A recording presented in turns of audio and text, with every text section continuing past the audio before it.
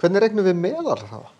Jú, formúlan er hraði, meðalhraði, er vegalengd deilt með tíma. Hérna er saga, Emil fer í ferðalag á Vestfirði, fer frá Bjarkalundi, bla bla bla, hann fer klukkan 9. Skiptir máli, ekur vestur, stoppar í hálftíma, skiptir það máli til þess að njóta útsýnis á Klettsháls, heldur áfram að Fjallfossi, fallegastu foss á Íslandi, mín skoðun, stoppar í klukkutíma, skiptir það máli, kemur klukkan 13:30, 167 kilometrar. Hver á meðalhraðin?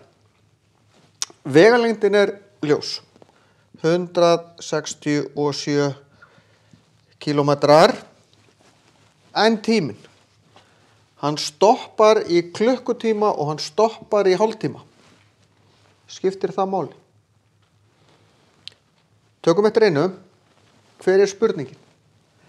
Hver var meðalhraðin í ferðinni? Hvenær byrjar ferðin? Hvenær lýkur henni? Við verðum að taka allan tíman, þessi stopp skipti ekki máli. Ef spurningin hefði verið, hver var meðalhraðin og meðan hann var að keyra, þá dreg ég þetta frá. En það er spurt alla ferðina, þá dreg ég þetta ekki frá, heldur tek bara frá 9 til 13:30 sem eru 4,5 klukkustundir og ég skrifa 4,5. Ekki 4,30 eða eitthvað þess áttar, af því að þá fer útreikningurinn allur í vitleysu.